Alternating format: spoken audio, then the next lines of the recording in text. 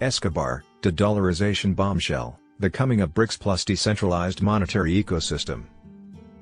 Listen to the full version on the official dinarport.com website and become our supporter on Patreon.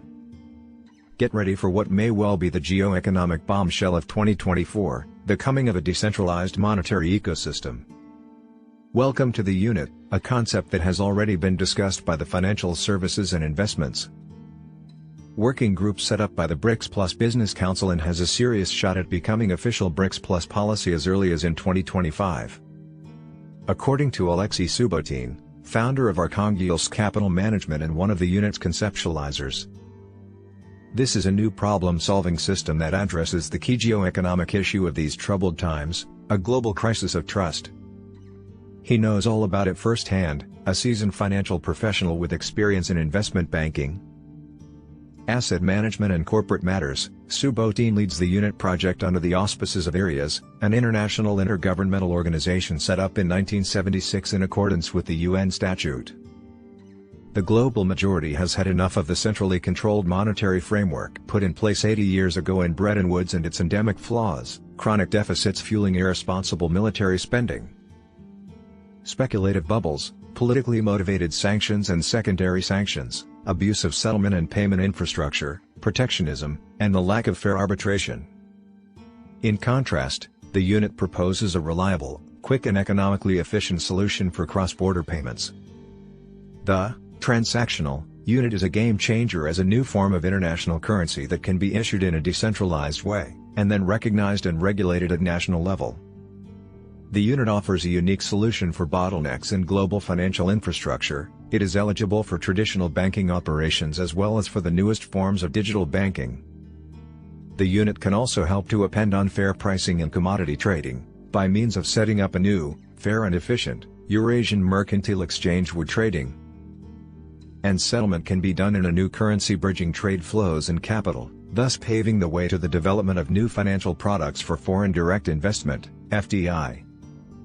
The strength of the unit, conceptually, is to remove direct dependency on the currency of other nations, and to offer especially to the global majority a new form of apolitical money, with huge potential for anchoring fair trade and investments. It is indeed a new concept in terms of an international currency, anchored in gold, 40%, and BRICS plus currencies, 60%.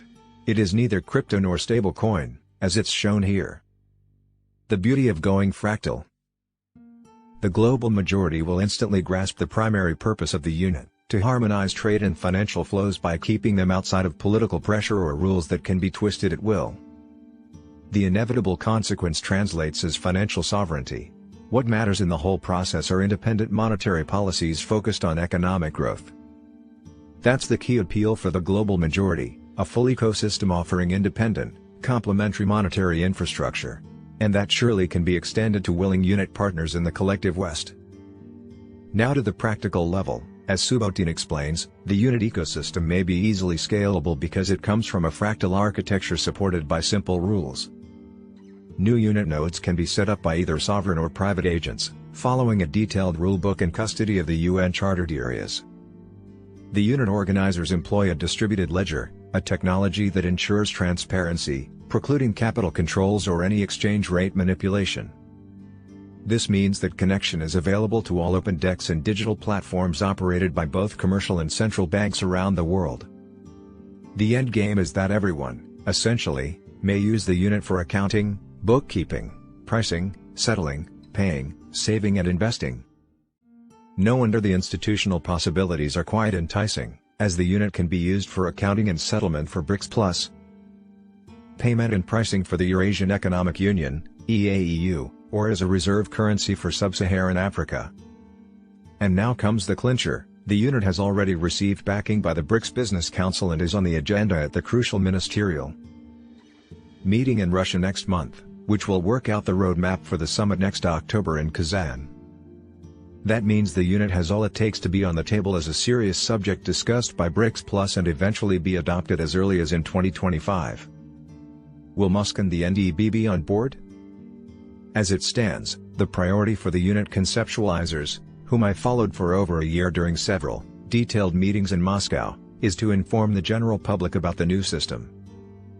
The unit team is not interested at all in getting straight into political hot waters or to be cornered by ideologically laden arguments.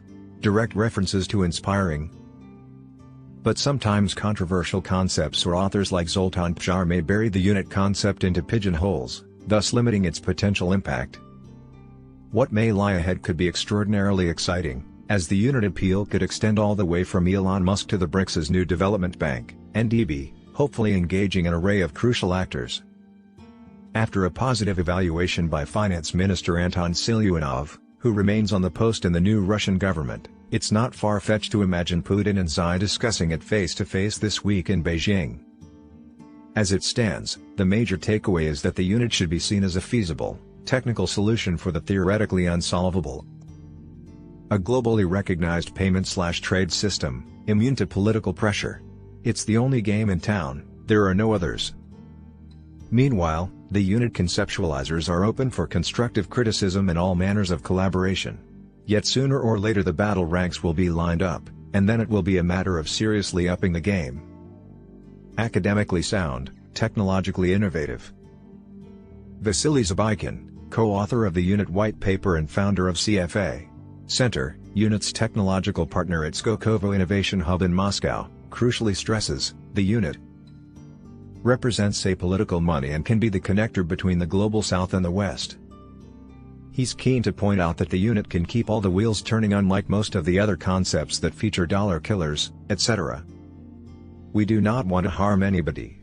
Our goal is to improve efficiency of currently broken capital and money flows. The unit is rather the cure for centralized cancer. Subotin and the unit team are keen to meet new partners who share our approach and are ready to bring additional value to our project. If that's the case, they should send us 3 bullet points on how can they help and improve the unit. A bold follow-up step should be, for instance, a virtual conference on the unit, featuring leading Russian economists Sergei Glaziev, Yanis Varoufakis, Jeffrey Sachs, and Michael Hudson, among others. By email, Glaziev, a member of the Russian Academy of Sciences and the Minister of Integration and Macroeconomics of the Eurasia Economic Union, EAEU, summed up the unit's potential. I have been following the development of unit for more than a year and can confirm that unit offers a very timely, feasible solution. It is academically sound, technologically innovative and at the same time complementary to the existing banking infrastructure. Launching it under the auspices of an UN institution gives unit legitimacy, which the current Bretton Woods framework is clearly lacking.